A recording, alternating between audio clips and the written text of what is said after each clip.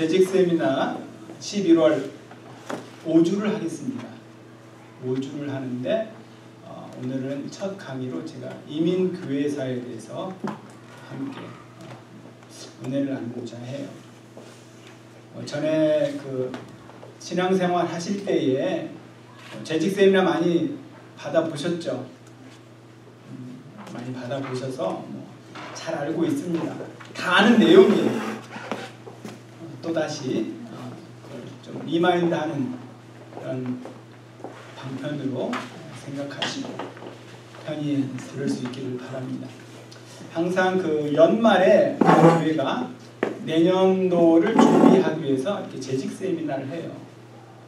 그래서 재직 세미나를 통해서 나 자신이 가지고 있는 그런 잠재적인 능력도 좀 발견할 수 있고 또 어떠한 모습으로 섬길 것인가 또 구체적인 그림을 그릴 수 있는 시간들이죠. 제가 1강으로 이민교회사를 선택한 이유는 우리가 이민자잖아요. 이 땅에 살면서 우리가 이민자의 삶 속에서 과연 하나님은 우리를 어떻게 부르시고 또 교회를 통하여 어떻게 섬기시기를 원하는지 그런 이민자의 삶을 좀 둘러보기 위해서 먼저 이민 교회사를 제가 한번 정했습니다.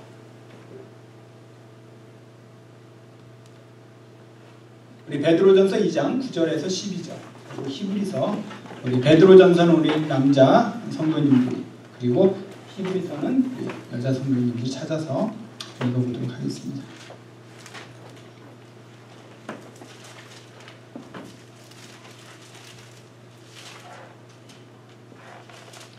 (378페이지) 베드로전서 2장 먼저 우리 남자 두 분께서 한번 읽어보도록 하겠습니다.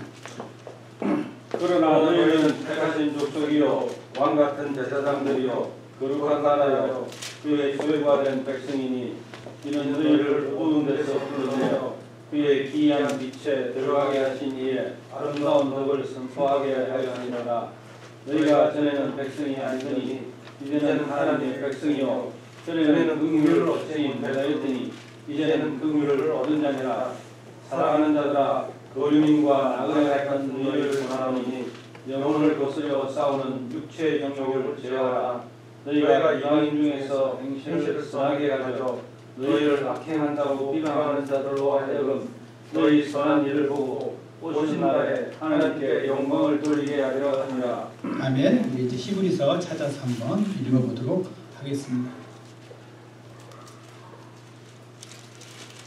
365페이지에 우리 성도님들 한번 읽어보겠습니다. 시작. 믿음으로 아브라함은 부르심을 받았을 때 순종하여 자매의 유업으로 받을 땅에 나아갔을 발발을 알지 못하고 나아갔으며 믿음으로 그가 이방의 땅에 있는 것 같이 약속의 땅에 거류하여 동일한 약속을 유업으로 함께 받은 이삭 및 야곱과 더불어 장막에 거하였으니 이는 그가 하나님이 계획하시고 지으실 터가 있는 성을 받았습니다. 믿음으로 사라 자신도 나이가 많아 간사하였으나 잉태할 수 있는 힘을 얻었으니 이는 약속하신 이를 믿으신 줄 알았습니다. 아멘. 16절 여기까지 하겠습니다. 자, 이름으로 여기까지만 하겠습니다. 이민의 뿌리를 한번 제가 볼게요. 우리 이민의 역사가 우리 대한민국은 그리 길지가 않습니다. 처음으로 본토를 떠난 이민자는 1903년이에요. 지금 112년 된 거죠. 올해. 다른 그 중국인들이나 인도 사람들에 비하면은 우리는 너무나 작습니다. 그래서 이제 디아스포라 하면 이제 유대인, 한인을 제가 써놨는데 우리 한인들이 지금 디아스포라 한인들이 중국에 250만이 나와 있어요. 그리고 그다음에 이제 미국에 한 210만이 나와 있습니다. 그리고 일본이 약 한 90만 정도, 그다음에 캐나다가 23만이에요. 그래서 토탈 한 700명 이상이 지금 디아스포라 한인들이 전 세계에 흩어져 있는 것이죠. 그러니까 캐나다 이민이 지금 세계적으로 우리가 4위입니다. 많이 나가 있는 거죠. 그러면은 먼저 어떻게 우리가 이민을 하게 됐는가를 한번 우리 한국 초대교회사를 통해서 보면 알 수 있습니다. 한국으로 처음 선교하러 오신 분은 1626년에 네덜란드인 벨테무레가 처음으로 왔어요. 한국 이름은 박연입니다. 우리가 역사 시간에 초대교회 선교사들 이름을 기억하십니까? 우리 달달달 외웠죠. 박연, 굴라주프 여러 많이 우리 들었습니다. 이 1626년 처음으로 이분이 한국 땅을 밟았고 그분이 복음을 전했죠. 그리고 해군의 장교가 되어갑니다. 그리고 26년이 지난 1652년에 제주도에 표류한 네덜란드인 하멜, 잘 알죠? 이 하멜이 한국에 와서 복음을 증거했습니다. 그리고 이어서 독일 선교사인 구츠와프 목사가 1882년에 런던 선교의 파송으로 원산에 머물면서 말씀을 증거했고 주기도문을 문답하고 한문 성경을 배포하기 시작을 했습니다. 그래서 그때부터 우리가 활자로 된 한문 성경을 보았던 거죠. 혹시 여러분들 어렸을 때나 한문 성경 혹시 보신 적 있으십니까? 네. 아니요. 섞여가 있는 거죠. 예.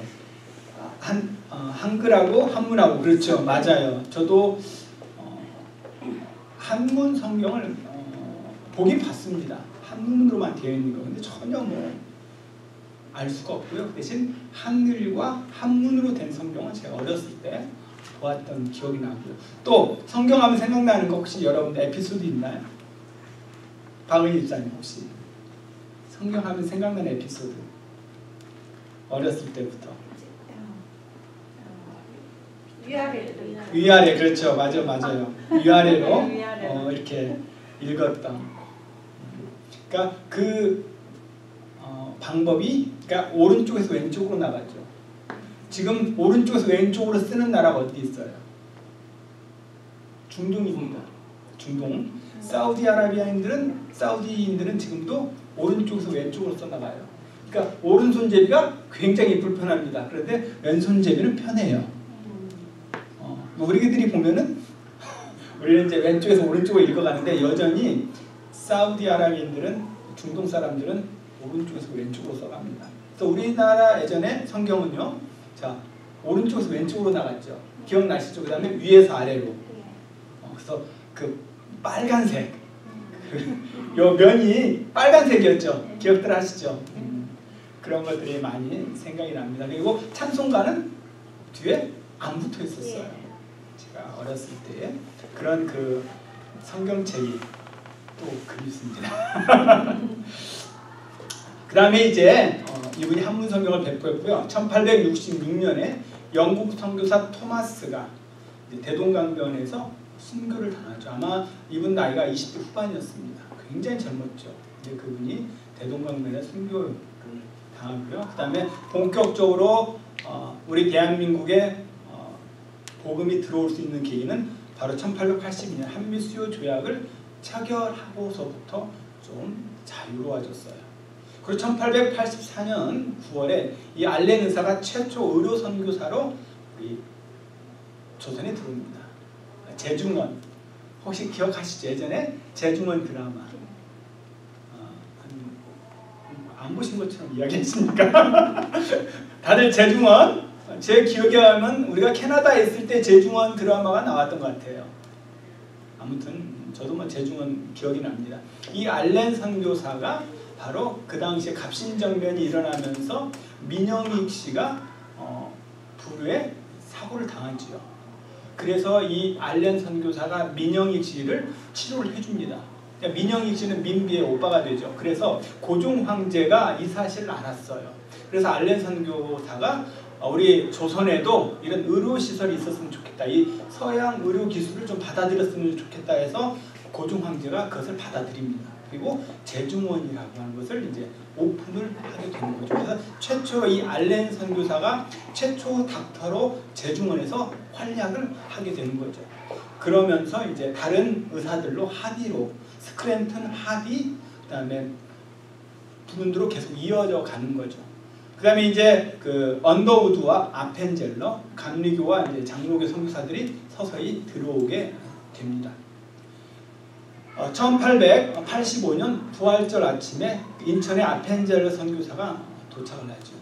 그런데 서울에 가기까지 눈물로 재단을 쌓은 그 교회가 인천 내리교회입니다. 그래서 지금 인천 내리교회가 지금도 있어요. 감리교죠.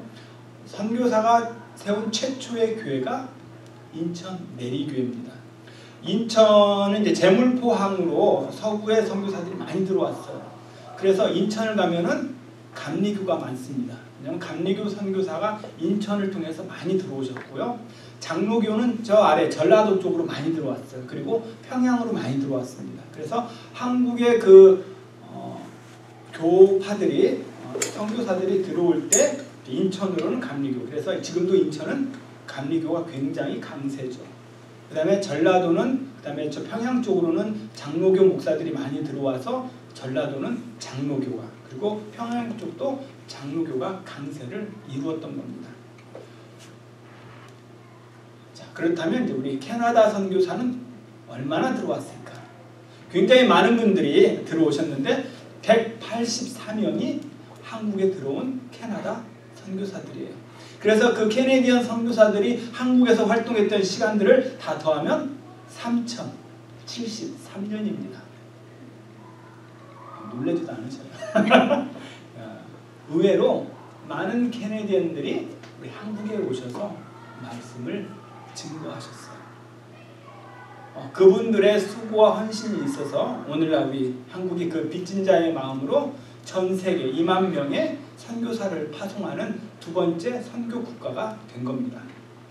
자, 그렇다면 이제 캐나다 선교사로 한번 눈을 돌려볼게요. 제일 처음으로 한국을 밟은 캐나다 선교사는 스카스 게일입니다. 한국명으로 기엘 그랬는데 이분은 1888년 토론토 대학을 졸업하고 기독 학생의 선교사로 한국을 오죠. 그래서 존 버년이 쓴 철로 역정을 번역해서 한국 사람들에게 보급을 하기 시작합니다.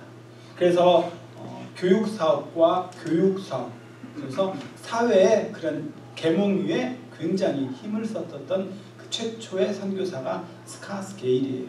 그래서 이분을 기리기 위해서 토론토에 있는 한인교회가 이때가 되면은 이런 그 선교사 게일 선교사를 위해서 많은 일들을 지금도 계속 토론토에서 이어져 가고 있습니다.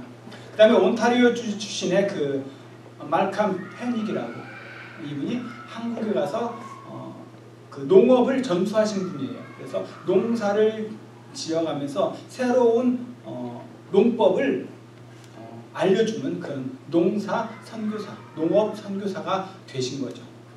그 다음에 이제 로버트 하디입니다. 아까 제가 재중원 이야기를 했는데 이 재중원의 최초의 닥터는 알렌 선교사였어요. 그러다가 알렌 선교사 다음에 스크랜튼 다음에 이 하디 선교사가 이어서 봤습니다. 이 로버트 하디가 1890년에 이제 도착을 했죠. 그래서 원산에 가서 부흥운동을 일으키고 우리 장로교 우리 한국의 그 부흥운동을 일으킨 분입니다. 1907년 평양 대부흥운동을 일으켰던 장본인이 바로 이 로버트 하디 선교사예요. 그리고 이 하디 선교사 뒤를 이어서 계속 재중원에서 활동했던 분이 바로 올리버 에이비슨입니다. 이분은 영국 출신의 캐네디언 2세입니다. 토론토에서 의대를 졸업하고요. 1893년 한국으로 가서 이 재중원 일을 하죠. 나중에 이제 이분이 세브란스 병원과 세브란스 의과 대학을 창설합니다. 그러니까 최초의 의료 선교사는 알렌이었지만 이 캐네디언 출신의 이 에이비슨이 재중원을 하다가 본격적으로 병원을 설립해요. 근데 이 그 에이비슨이 알겠습니다. 이 에이비슨이 안식년에 1900년에 안식년으로 들어와요. 캐나다에 들어와서 미국을 갑니다. 미국에 가서 LH 세브란스라고 하는 거대 부호를 만나요. 세브란스라고 하는 대부호를 만나서 이 한국의 실정을 이야기하고 한국의 병원을 세워줄 것을 그분에게 요청을 합니다. 세브란스 씨에게. 그래서 이 에이비슨이 그 LH 세브란스를 통해서 그 병원의 기금을 만들어요. 그리고 나서 재중원이 더 커져서 세브란스 병원을 오픈하게 되고 본격적으로 의과대학을 창설하게 되는 거죠. 그 다음에 이제 또 다른 그 선교사는 윌리엄 홀입니다. 이분은요 특별히 그 전라도 쪽에서 많이 활동을 하셨던 분이에요. 그래서 근데 너무나 젊은 나이에 그냥 빨리 일찍 돌아가시죠. 그런데 자신의 아내였던 그 부인도 의사였는데 그 의사 부인이 계속 이 선교 사업을 계속 이어가죠. 그러다가 아들 셔우드 홀이 또 아버지의 뒤를 이어서 계속 의료 선교사로 활동을 하다가 결핵병원을 최초로 전라도 땅에 세웁니다. 그래서 결핵을 퇴치하는데 큰 공헌을 하신 분이 바로 이 셔우드 홀 그 가문이에요. 그래서 한국 최초로 크리스마스 시를 발행하여서 의료 분야에 크게 이바지하신 분입니다. 그런데 놀랍게도 이 가정이 이 윌리엄 홀이나 부인이나 셔우드 홀이나 다 어디에 묻혔다? 양화진. 한국 양화진에 묻혀 있습니다. 그래서 여러분들이 한국을 꼭 방문하게 되면 꼭 양화진 선교사 묘역을 꼭 참배를 했으면 좋겠어요. 그래서 그 가운데에 우리 캐네디언 8분이 있습니다.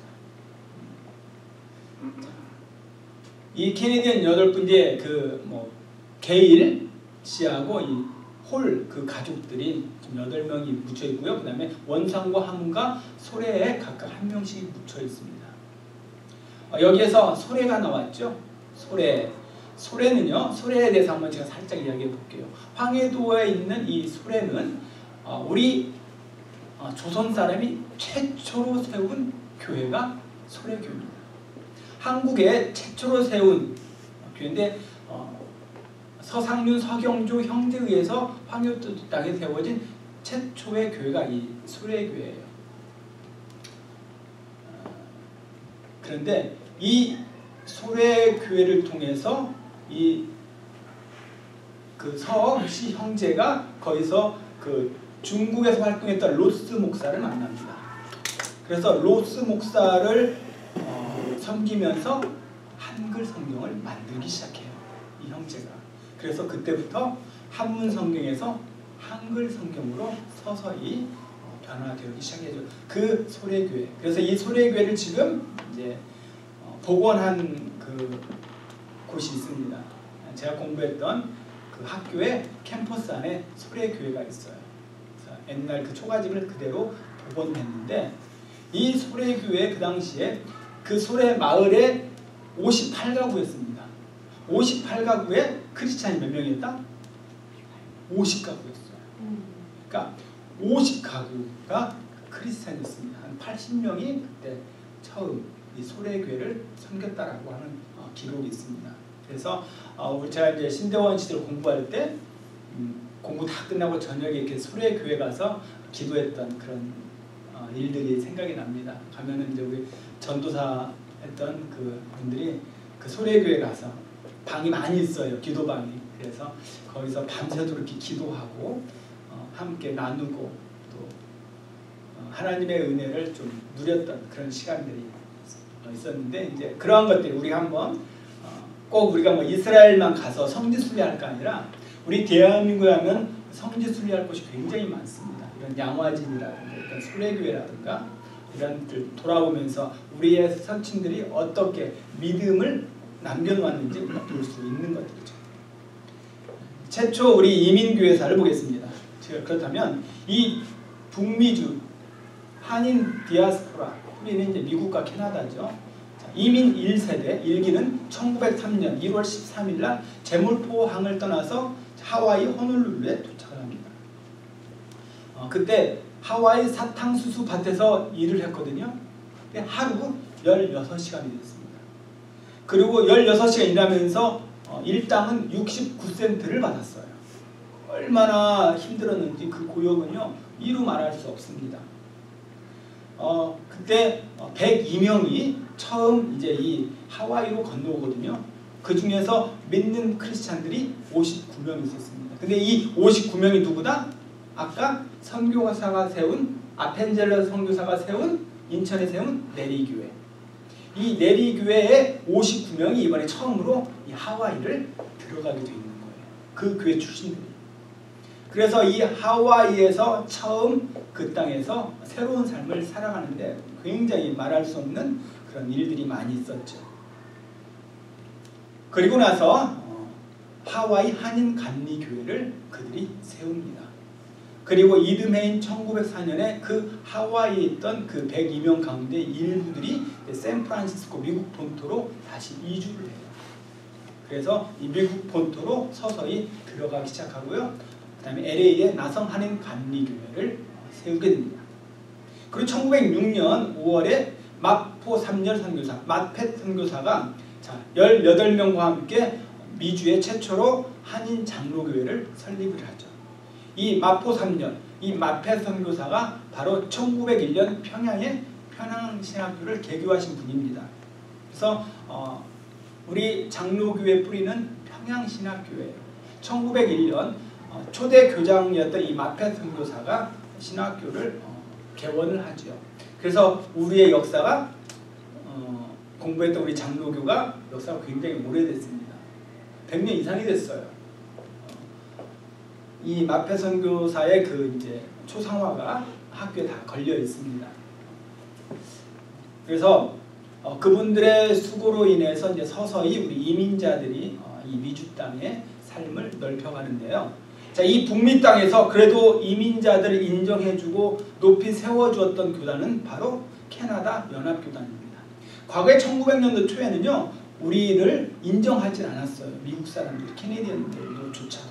그런데 우리를 이민자로 받아주고 우리의 마이너리티들을 좀 격려해주고 세워주는데 가장 큰 공헌을 했던 교단이 캐나다 연합교단이었습니다. 그래서 너무나 감사한 거죠. 캐나다는 그만큼 마음이 많이 열려져 있었고 오픈이 되어 있었다라는 사실이죠. 그러면서 우리가 이제 오늘날 우리가 여기까지 올라오게 됩니다. 그렇다면 왜 이민자들이 이 땅에 살면서 왜 이렇게 힘들어할까? 복음을 전하는데 왜 이렇게 힘들까? 벽을 느끼죠. 그것은 이민자의 그 특수성이 있기 때문에 그렇습니다. 이민자 특성, 문화적으로 보면요. 자, 우리가 이 땅에 와서 이민의 뿌리를 제대로 내리지를 못하고 있어요. 그런 문화적인 차이 때문에. 그리고 미래가 불투명합니다. 우리들. 여전히 우리가 시민권을 따서 막 기쁘게 파티하는 이들도 있는데 과연 그것이 이 땅에 뿌리를 내릴 수 있는 어떤 파워냐? 절대 그렇지 않은 거예요. 시민권은 있지만 캐네디언 시민권이 있지만 여전히 이민자의 그 서름은 늘 안고 있다라고 하는 거죠. 그리고 한국과 캐나다의 그러한 그 혼돈, 문화의 차이를 많이 가지고 있어요. 자, 예를 들어서 우리 이제 그 여기 캐네디언은 어때요? 어른들 봐도 그냥 하이 그러죠. 그리고 하이 존 그냥 이름을 막 댑니다. 그럼 우리 한국에서 오신 분들은 어떻게 생각해요? 이 버리장머리 없는 것 같아. 어디서 내 이름을 함부로 불러? 고개도 숙일지 몰라? 너 목이 뻣뻣하구나? 이게 이제 문화의 차이죠.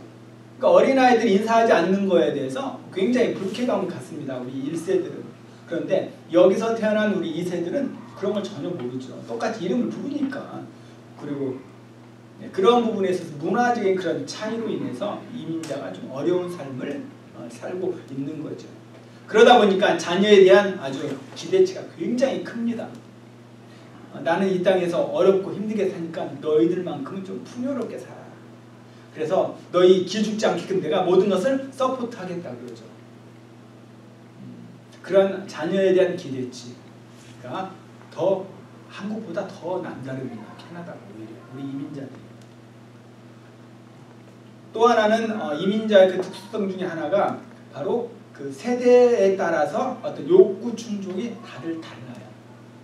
이 30대에 오신 분들은요, 빨리 좀 성장했으면 좋겠어요. 빨리 집도 사고 좀 일 열심히 해서 빨리 나 사업장도 좀 가지고 싶고 그런 게 이 30대가 가지고 있는 그 성장의 욕구입니다. 그다음에 40대는요, 이제 어느 정도 좀 내 사업장도 생기고 우리 자녀들도 어느 정도 컸고 그래서 좀 이 땅에서의 어떤 문화를 좀 누리고 싶은 그런 성취 욕구가 있어요. 문제는 50대입니다. 30대, 40대는요. 어떤 꿈을 향해서 어떤 그 계획을 이루기 위해서 부지런히 일을 합니다. 우리 부부가 열심히 일을 하죠. 그래서 빨리 좀 자수성 가려고. 그런데 이제 50대는 이미 이제 그걸 다 이루었어요. 자녀도 많이 크고 대학교도 가고 좀 편안해졌습니다. 그런데 인정을 안 해줘요. 우리 한인들 사회끼리 50대에서 좀 수고하고 좀 그 나이에 성공을 했으면 좀 인정도 해주고 그들의 수고에 대해서 우리가 머리를 숙일 줄 알아야 되는데 전혀 그러지 못합니다. 내가 좀 인정을 받고 싶은데 인정을 안 해주는 거예요. 우리 사이에서 이민자 안에서. 여전히 허드렛 일하는 사람, 여전히 남의 밑에서 일하는 사람으로만 여겨지는 거예요. 그러한 부분에 있어서 이민자들이 마음이 많이 닫혀져 있고 서로 보이지 않는 그 마음의 벽이 있다라고 하는 것이죠. 이제 60대가 되면 못합니까? 이제 무기력해져요. 물론 일하는 분들도 있지만 일하지 않냐고 이제까지 벌었던 그걸로 이제 삶을 살아가는 분들이 있죠. 그런데 이제 60대가 되면 무기력하다는 것은 외로움을 느끼기 시작합니다. 그래서 저기 북쪽에 있는 사람들은요, 또는 한인들이 없는 곳에 사는 분들은 빨리 돈 벌어서 자 60대에는 어디로 가겠다? 밴쿠버로 가야지. 다 그런 생각들 하고 있어요. 그래서 한인들이 많이 있는 곳에 가서 좀 한국말도 좀 하고 한국 음식도 좀 먹고 한국의 그 빠른 그 정보도 좀 얻고 그래서 모든 분들이 60이 되면요 다 밴쿠버로 오려고 그래요. 그들의 꿈이 그겁니다. 아니면 캘로라도 가려고 하는 거예요. 온화하고 기후가 좋고 따뜻하니까 다 밴쿠버로 몰려오려고 하는 거죠. 이제 이러한 것들이 이제 내면에 우리 이민자들이 가지고 있는 어떤 특수한 성격들이에요. 그러다 보니까 우리가 이제 말씀을 가지고 복음을 증거할 때 이런 벽에 막 부딪히는 거죠. 30대 지금 일하고 바쁜데 빨리 나 성공해야 되는데 그리고 40대 성취욕을 누려야 되는데 50대에도 인정을 받아야 되는데 60대 이제 외로움 이러한 벽 때문에 말씀을 전하기가 굉장히 어렵고 받아들이기가 어렵다라고 하는 이 문화적인 차이가 큽니다. 자 그러면 이민의 형태에 따라서 생각이 다 달라집니다. 특히 이민은 이렇게 세 파로 나누어져요. 원주민파가 누굽니까? 누굴까요? 오래된 사람들인가요? 네, 정말 뭐 하나 없이 뭐 딸랑 가지고 오시는 분들. 그런 분들. 그래서 맨몸으로 일구시는 분들이에요. 어떤 물질 없이 몸이 차고 다해서 그 몸 하나로 이 땅에 오신 분들이 원주민파입니다. 그럼 카투민파는 뭐예요? 한번 해석해 보세요. 이남희 기사님. 카나다 투자이민. 그래서 이 카나다 투자 이민파가 카투민파예요. 아 이분들은요 굉장히 목에 힘줍니다. 자기는 자본을 좀 가져왔다 이거죠. 그래서 자기가 벌은 그 자본을 가지고 오자마자 이제 바로 비즈니스 사업에 뛰어드는 분들이에요. 아, 이분들이 카투민파입니다. 그래서 원주민파는 정말 고되고 힘들게 뼈 빠지게 일하시는데 이 카투민파는 자 들고 온 게 많아요. 그걸 바로 이 사회에 뛰어드는 거죠. 그 다음에 유학파는 뭐래요? 이건 속전속결파입니다. 빨리 우리 자녀들 공부시켜서 빨리 그 대학에 보내는 파가 유학파예요. 이 캐나다의 이민은 이렇게 세 가지로 나누어집니다. 그래서 이제 원주민파, 이 카투민파, 그래서 이 유학파가 생각하는 게 다 달라요. 그래서 우리는 그러한 그 형태를 미리 알고 접근할 때에 훨씬 더 우리의 그 복음의 색깔을 그들에게 증거할 수 있는 거죠. 자, 원주민파는 우리가 어떻게 접근해야 됩니까? 그들의 고생 같은 거 많이 들어주고 그들의 애쓰고 수고한 것들을 인정해주고 그 다음에 어른으로서 대접해드리는 것이 좋습니다. 카투민파는 뭐예요? 아우 그 똑똑함을 그 재능을 우리가 높이 해줘야죠. 와우 정말 대단하십니다. 이 나이에 와우 그런 물질을 가져와서 한 방에 이런 식으로 좀 띄워주는 거죠. 아우 탁월하십니다. 경제적인 그 능력이 있으시군요. 자꾸 이런 식으로 해서 접근을 할 때에 그들의 마음이 훨씬 열려지고 또 교회에 쉽게 나올 수 있다 이거죠. 유학파는 어떻습니까? 빨리 속전속결해서 자녀 키우고 다시 돌아가야 돼요. 기록의 아빠가 계시기 때문에. 그렇죠? 그럼 그 유학파들을 내서 우리가 어떻게 접근할 것인가? 유학파들이 가장 어려운 뭐예요? 물질입니다. 그렇죠? 또 외로움이에요. 부부가 따로 있기 때문에. 제가 이제 들은 이야기는 이제 아빠가 열심히 벌어서 돈을 대주고 자녀들하고 엄마가 와서 유학을 했어요. 처음에는 아빠가 너무 그리워요. 아빠의 품이. 그래서 아빠 언제 와?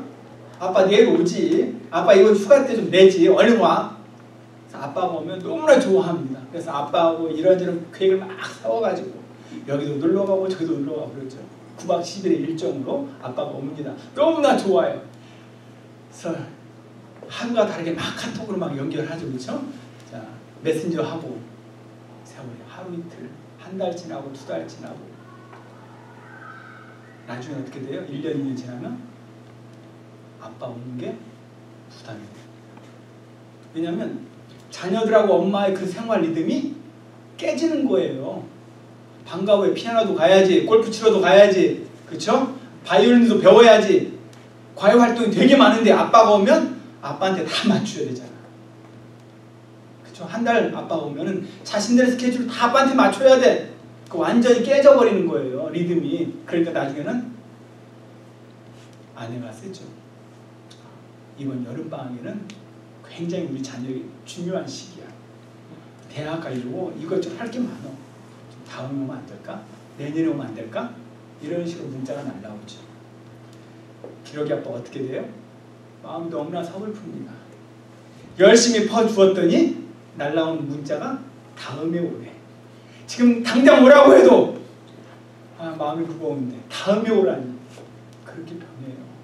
그러다 어떻게 됩니까? 나중에 디보스 하는 거죠. 갈라지게 돼 있는 거예요. 근데 유학파들이 그렇습니다. 처음 1년은 좋아요. 2년, 3년 지나면은 그 가정에 문제가 생기는 거죠. 그래서 우리는 이러한 심리를 먼저 알고 그런 유학파들에게 어떻게 접근할 것인가.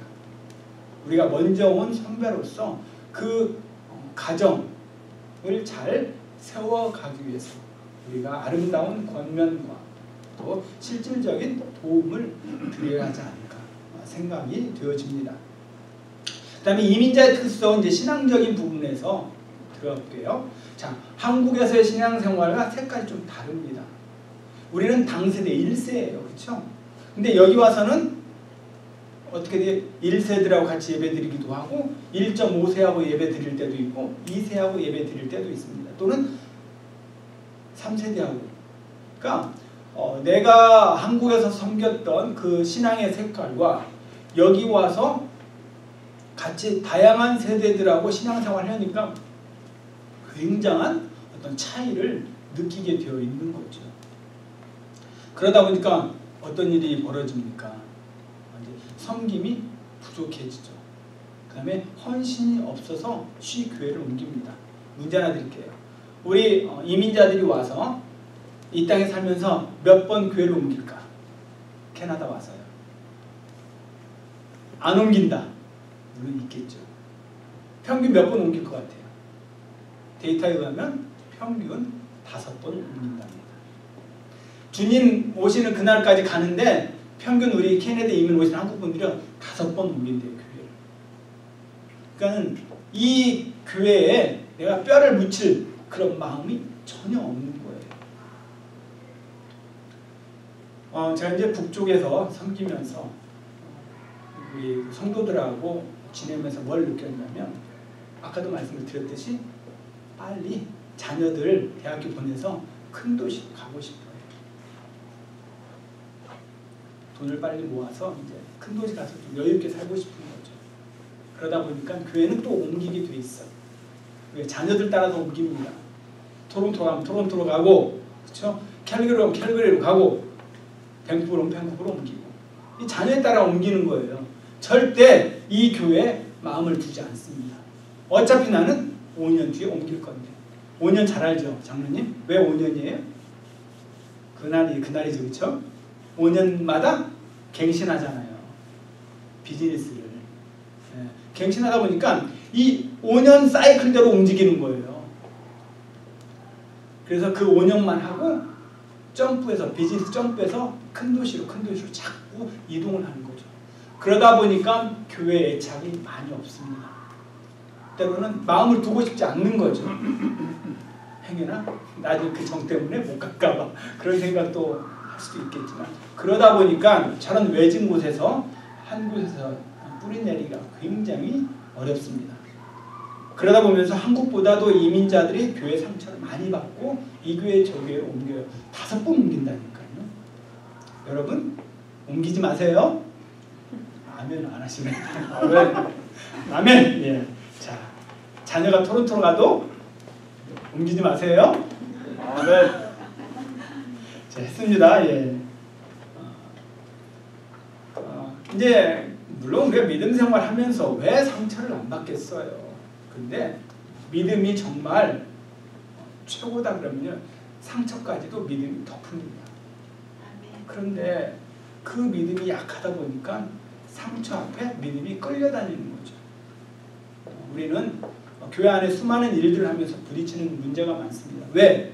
자라온 환경도 다르고, 그렇죠? 경험도 다르고, 생각도 달라요. 부딪히는 문제가 얼마나 많이 있습니까? 그런데 하나님은요, 공의의 하나님이기 때문에 부딪히는 그 속에서도 연합할 수 있는 그 비결을 주시는 분이에요. 피할 길을 반드시 주십니다. 상처 받았다고 피하는 게 전부가 아니라 하나님이 주시는 그 은혜로 덮어갈 줄 아는 자가 정말 멋있고 제대로 교회를 섬기는 자라고 하는 거죠. 그 다음 문제는요, 이제 청소년들 문제입니다. 이 청소년들이 조용히 이탈을 해요. 우리 2세들이.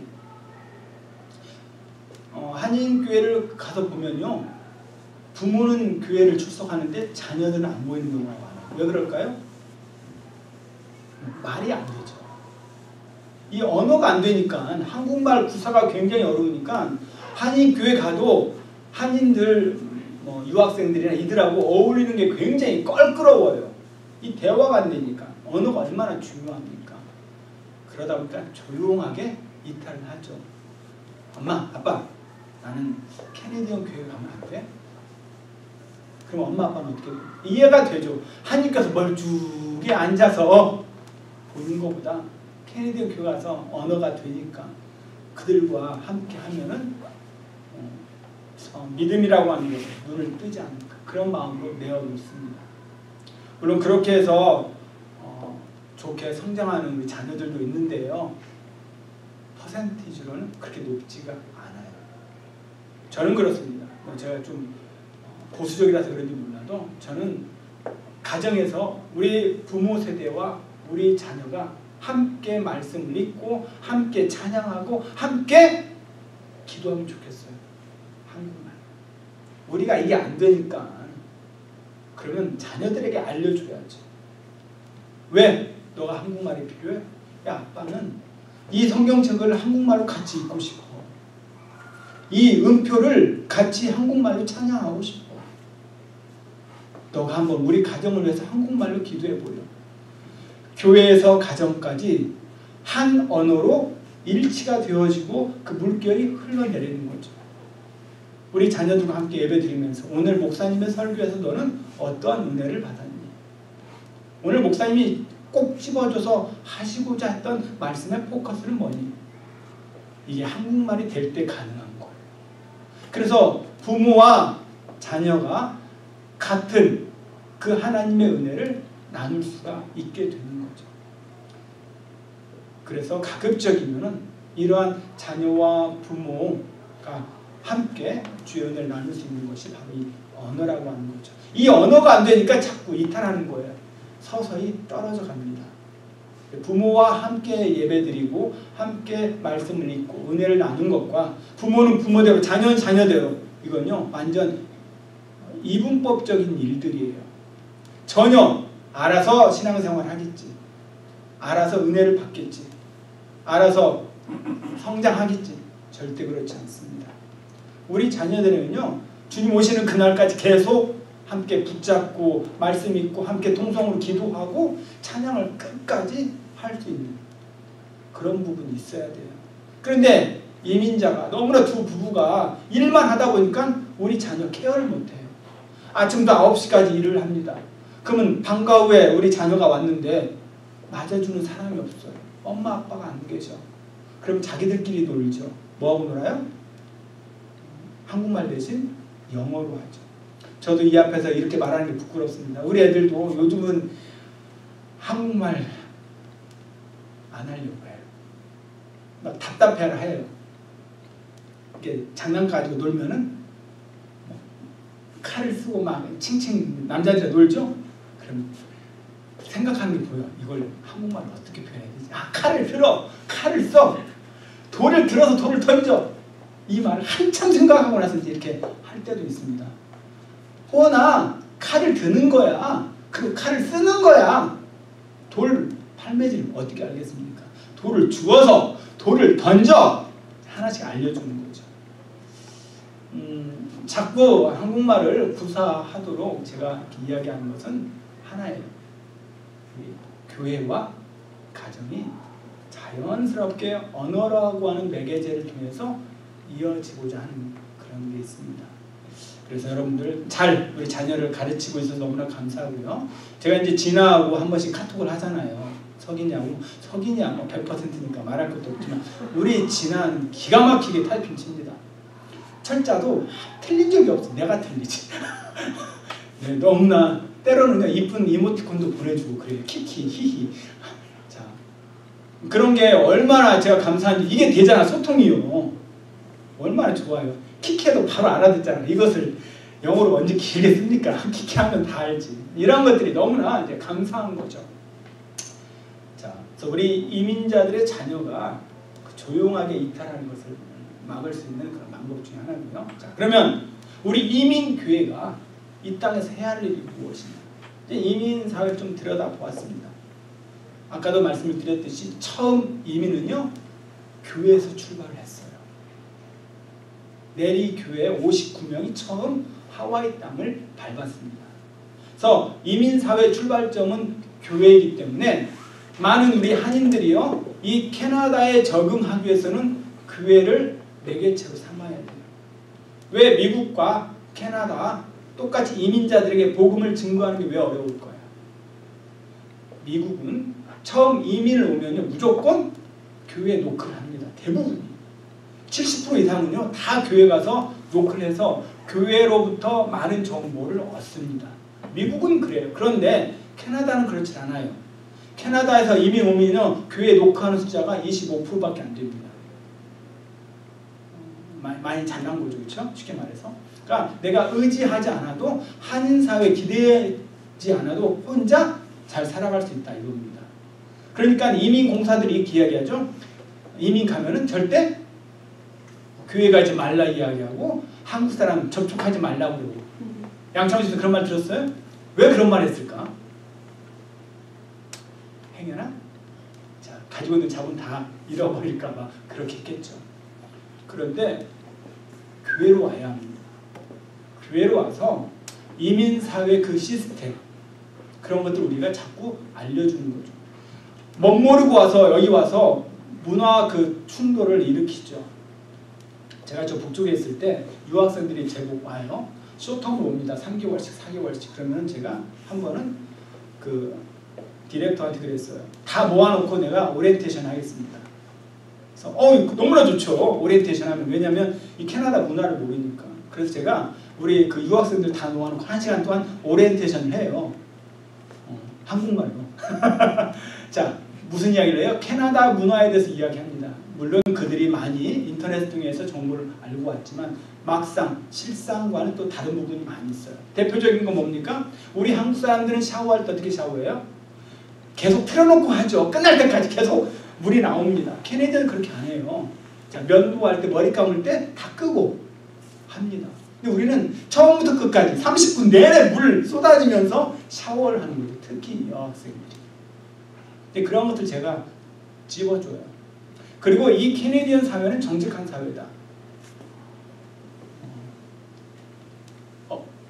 정직함을 어떻게 제가 이야기했냐면 캐네디언들이 만약 2명이서 차를 몰고 가다가 사고가 당했어요. 그래서 법정에 서게 됐습니다. 이 사건이 우리 한국 사람도 똑같이 2명이 타다가 사고를 당했어요. 그리고 똑같이 법정에 서요. 그럼 한국 사람은 어떻게 이야기한다? 동승했던 사람이 우리 운전자를 많이 변호해 줍니다. 과속 안 했어요. 리미트가 50인데 리미트 50 아니면 55 그 맞춰서 갔습니다. 왜? 변호해 줘야 되니까. 그런데 캐나다는요.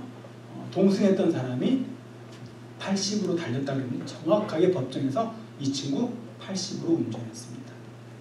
솔직하고 정직하게 이야기해 주는 거죠. 친구와 상관없이 가족과 상관없이 이게 정직한 문화라고 하는 거예요. 한국은 정의라고 하는 문화가 참 좋은데 때로는 그것을 악용할 때가 많은 거죠. 이런 것들을 제가 이제 그 오리엔테이션 하면서 그들에게 다 이야기해 줍니다. 그럼 이제 많은 질문을 또 받죠. 어떻게 뭐 홈스테이에서는 어떻게 지내야 됩니까? 또 쇼핑할 때는 어떻게 해야 됩니까? 그럴 때마다 제가 캐네디언 그 문화에 대해서 이야기해 주죠. 이런 것들이 자연적으로 교회가 매개체가 되어서 전달하니까 그들은 어떠한 충돌도 없이 마찰 없이 쉽게 이 땅에서 3개월 4개월 아주 기분 좋게 공부하다가 한국 돌아가는 거죠. 그런데 이러한 교회 매개체 없이 와서 맨 땅에서 헤딩하다 보니까 나중에는 떠나면서 에이 괜히 왔네 이런 말하고 가요. 그리고 막 글을 올리죠. 캐나다 거의 갈 곳이 못 돼. 자신의 그 생각을 가지고 와서 자신의 생각대로 하려고 하다 보니까 부딪히는 게 너무나 많았던 거죠. 우리 그 이제 민박이 아니라 뭐죠? 하숙. 저도 이제 대학교 1학년 때 하숙을 해봤습니다. 그러니까 저는 대학교 때 이제 아침은 밥 먹고 점심 도시락 싸주고 저녁 와서 밥 먹고 그랬어요. 근데 캐나다가 그래요? 캐나다는 어떻게 됐습니까? 아침 네가 알아서, 점심 네가 알아서 싸. 그리고 저녁만 좀 근사하게 내어주죠. 근데 요걸 전혀 모르고 우리 한국처럼 새끼 잘 나오는 줄 알았어요. 점심 싸주는 줄 알았지. 근데 웬걸? 아침에 돼도 밥 먹으라 말도 안 하고 자 학교 가야 되는데 도시락이 어딨어? 도시락도 없고 저녁에 보니까 이제 고기를 좀 풍성하게 나옵니다. 이러한 것들을 미리 알고 접근하는 것과 모르을 때는 상당히 당황스러운 부분이 없잖아요. 이민교회가 바로 이런 일들을 해야 된다 이거죠. 새로 이쪽으로 오신 분들 바로 사회에 뛰어 들어갔을 때 부딪힐 수 있는 그런 그 문제들을 현상들을 우리는 미리 알고 있기 때문에 그들을 잘 이끌어갈 수 있는 거죠. 그래서 그분들이 교회를 통해서 이 땅에 잘 정착할 수 있도록 우리가 많은 수고를 해야 됩니다. 많은 분들이 이제 영어 교육이라든가 어떤 사회 구조 교육 또는 이런 병원 문제에 대해서 많이들 몰라요. 아는 것 같지만 정말 모릅니다. 여기서 이제 병원 가는 문제들 여기 와서 뭐 스터디 퍼밋이나 워크 퍼밋을 받아서 이제 제 자녀들을 학교에 보내는데 이 병원 문제 꼭 병원 그 의료에 가입을 해야 되나 그렇게 생각하는 분들도 있어요. 그 가입하는 건 어렵지 않습니다. 그렇죠? 퍼밋 받고 3개월 후에부터 우리가 스타트가 되잖아요. 언제 병원에 갈지 모르니까. 그리고 반드시 중요한 거고 그런 의료 체계들. 그 다음에 이제 영어 교육은 예를 들어서 교회 안에 ESL 뭐 프로그램을 만나가지고 우리 2세들이 또는 1.5세들이 새로 오신 분들을 뭐 클래스 강좌를 열어서 알려준다던가 이런 것들이 교회 안에 있으면 얼마나 좋을까요? 그래서 이 이민자들이 이 땅에서 정말 어려움 없이 잘 뿌리 내릴 수 있도록 교회가 많은 일들을 잘 돌봐줘야 될 겁니다. 그랬을 때 그들은 여기서 안도의 한숨을 쉬고 정말 이민 잘 왔다. 그리고 교회라고 하는 이 매개체를 통해서 그들이 얻고자 하는 꿈을 이루어가지 않을까요? 이것들이 이제 우리 이민 교회가 해야 할 일입니다. 근데 요즘은 어때요? 다 이제 개교회주의도 있고 또 이제 개인주의가 심합니다.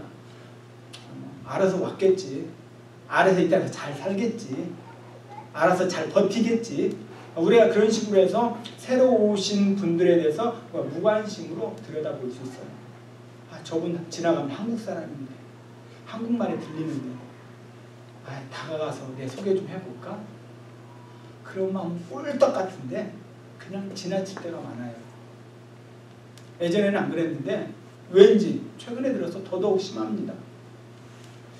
예, 그런 것도 우리가 좀 탈피를 해야 되죠.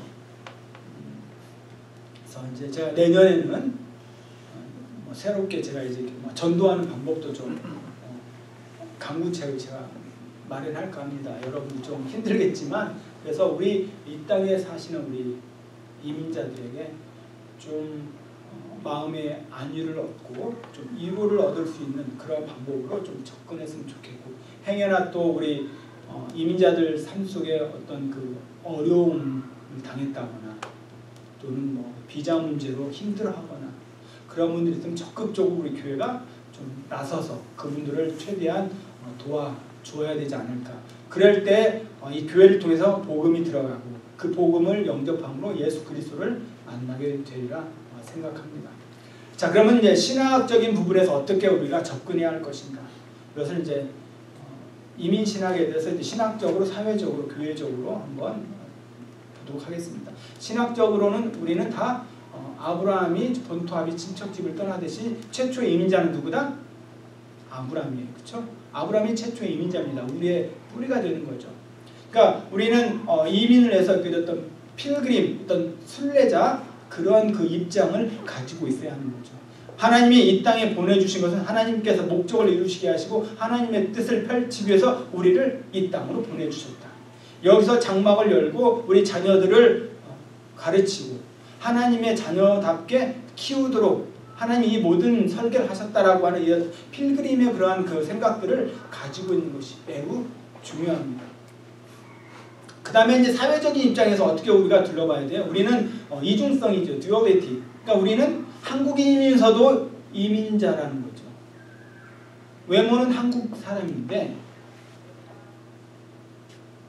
우리는 어떤 그 이민자, 때로는 뭐 영주권자, 때로는 시민권자라고 하는 또 다른 그 타이틀이 붙어 있는 거죠. 그러다 보니까 이제 우리 학생들이 한 10학년 되면은 내가 나의 정체성, 아이덴티티를 몰라요. 정말 내가 캐네디언인지 한국인인지 한국 사람인지 전혀 분간을 못합니다. 언어는 영어를 쓰는데 먹고 입는 것은 한국 사람이에요. 그러다 보니까 학교에 가서 친구들이 나를 볼 때 어떻게 봐요? 우리를 전혀 캐네디언으로 안 봅니다. 너는 한국 사람이야 라고 그냥 애들이 바라보는 거예요. 그러니까 이것을 빨리 그 자신의 정체성을 빨리 심어주는 게 굉장히 중요합니다. 왜 지난번에도 뭐 미국에서 총기 사건이 있었죠. 학생이 학교에서 자신의 정체성을 깨우치지 못하니까 혼선이 오는 거예요. 그런 듀얼리티에서 자기가 무슨 일을 해야 할 것인가를 잘 모르는 거죠. 그래서 우리 부모들이 빨리 우리 자녀의 정체성을 심어주는 게 굉장히 중요합니다. 자, 그렇다면 캐나다는요. 우리를 뭘로 볼까? 우리 자녀들, 우리 2세들을 우리 세 형제들도 다 여기서 태어난 캐네디언입니다. 그러면서도 학교 가니까 너 중국 사람이야? 이렇게 물어보더라고요. 우리 애들한테 영어를 씀에도 불구하고 물론 이제 형하고 만날 때는 한국말도 쓰겠지만 나 한국 사람이야? 이렇게 말을 하는 거죠. 그래서 캐네디언들은요. 우리 자녀들 다 한국 사람으로 보고 있어요. 그 어떤 학생이 이제 여기서 토론토에서 대학을 졸업하고 직장을 얻었습니다. 여학생이. 근데 그 직장이 한국하고 무역하는 그 회사예요. 그런데 이 학생이 당연히 한국말을 구사할 줄 알고 그 학생을 채용을 한 겁니다. 그런데 회사에서 보니까 한국말을 전혀 못하는 거예요. 읽고 쓰는 게 안 돼요. 영어로만 하는 거죠. 그러니까 이 회사가 그 학생을 뽑을 이유가 없는 거죠.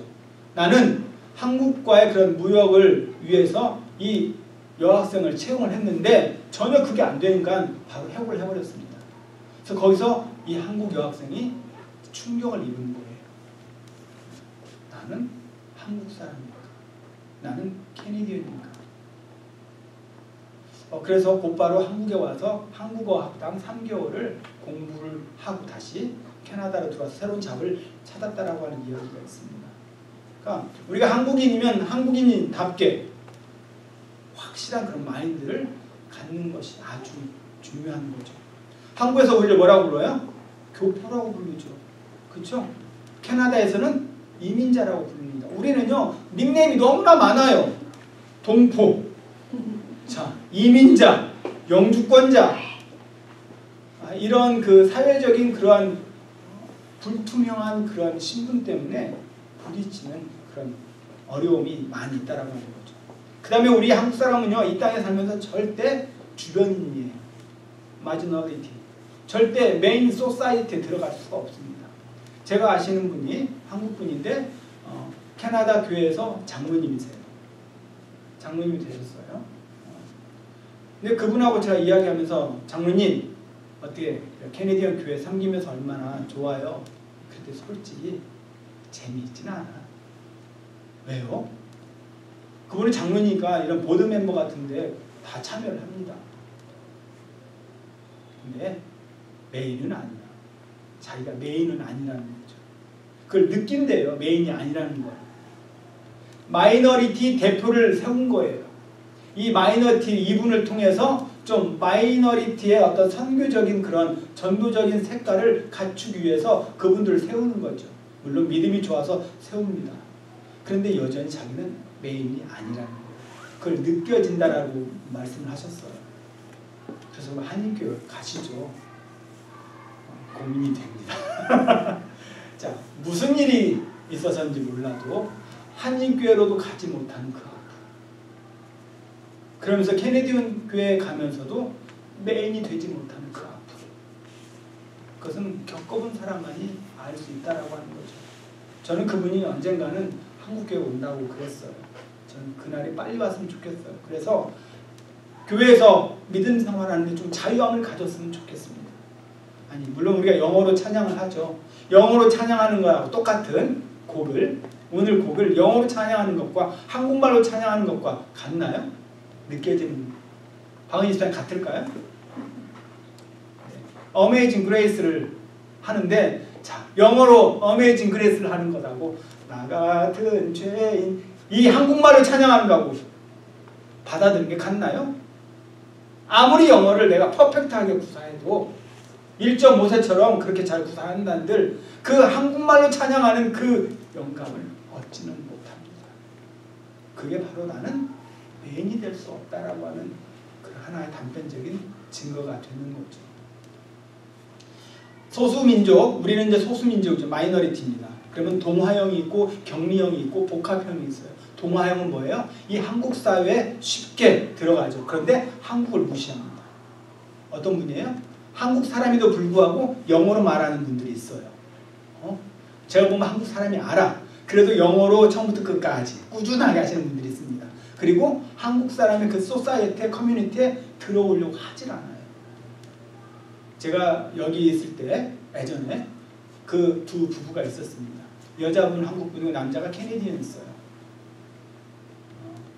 그런데 전혀 한국 사회에 들어오려고 하질 않았어요. 그 여자분. 자기는 캐네디언 교회 나가는 게 너무나 좋다 이거죠.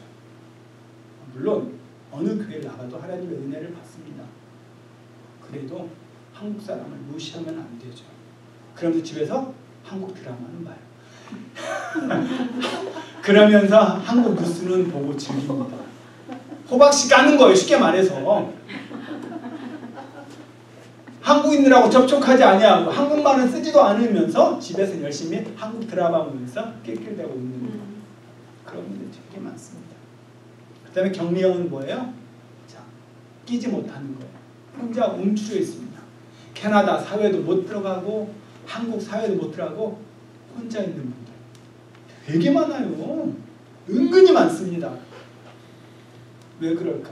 나는 한국 사람인 거 노출하기도 쉽지 않다라는 거죠. 나는 한국 사람인 것을 알리고 싶지 않다라고 하는 거예요. 그저 우리 가족끼리만 잘 살자. 평안하게 살자. 그 주의입니다. 그러니까 간섭을 받지 않겠다는 거예요. 한국 커뮤니티.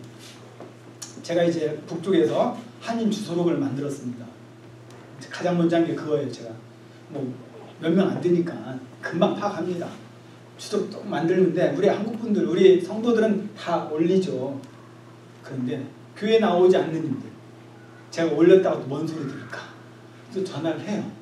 자, 이번에 한인 주소록을 업데이트 하는데 가족들 이름 좀 넣어도 될까요? 아, 늦지 마세요. 늦지 마세요. 손사래를 쳐요. 늦지 말라 이거. 오픈하기 싫다 이거야. 저는요, 일단 조용히 살다 갈게요. 그래요. 이제 한인 주소록을 만들면 이제 밴쿠버 총영사관으로 올라갑니다. 우리는 한인 사회가 있었기 때문에 한인회가 있어요. 그래서 이 한인회를 통해서 이제 그 한인들이 어떻게 살아가고 있는지를 이런 총영사지나 이제 대사관 측으로 다 조사를 하는 거죠. 그런데 노출될까봐 뭐가 있어요, 그렇죠? 뿌린 게 있어.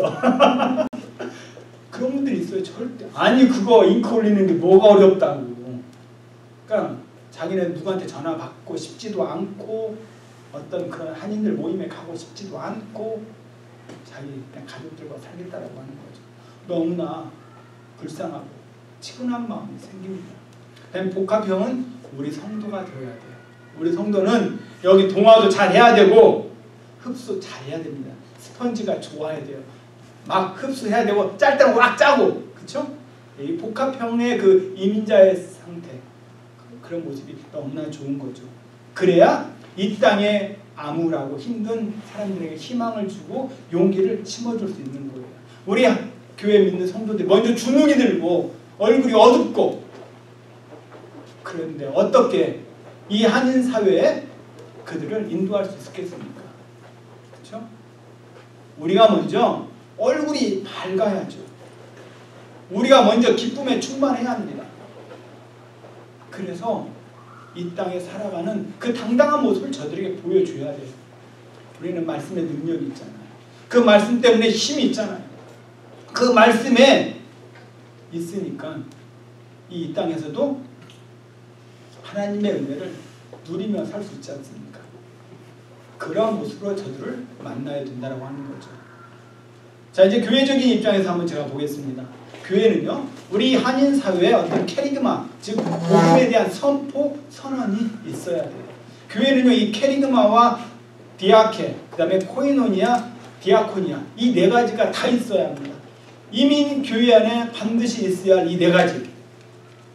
캐리그마, 반드시 우리는 복음으로 저들을 들어가야 돼요. 청교도적인 신앙으로 우리는 선포해야 합니다. 우리 이 땅에 나그네로 머무르서는 절대 안 돼요. 우리를 통해서, 우리 한인 사회를 통해서, 한인 교회를 통해서 새 역사를 창조해 가야 합니다. 그리고 자꾸 진리에 대해서 교육을 해야 돼요. 디다케의 그 모습이 우리 교회 안에 있어야 합니다. 그리고 코이노니아, 나눔, 교제, 그리고 섬김으로 이어져야 된다고 하는 거죠. 우리가 이제는 이 지역 사회뿐만 아니라 이제는 이 지역 봉사를 뛰어넘어서 우리는 세계로 또 나아가야 됩니다. 우리 교회가 세계를 품고 그리고 저 영혼들을 향해서 우리가 애쓴 마음을 가질 때에 하나님의 놀라우신 그 은혜가 이 땅과 세계 곳곳에 펼쳐지리라 저는 생각을 합니다. 우리 교회가 이런 한인 사회의 이런 네 가지의 그 말씀을 온전히 실천할 때에 저 이민자의 삶을 우리가 이해하고 잘 이끌어 줄 수 있으라 생각을 합니다. 이렇게 해서 오늘 첫 강 이민교회사를 제가 마쳤습니다.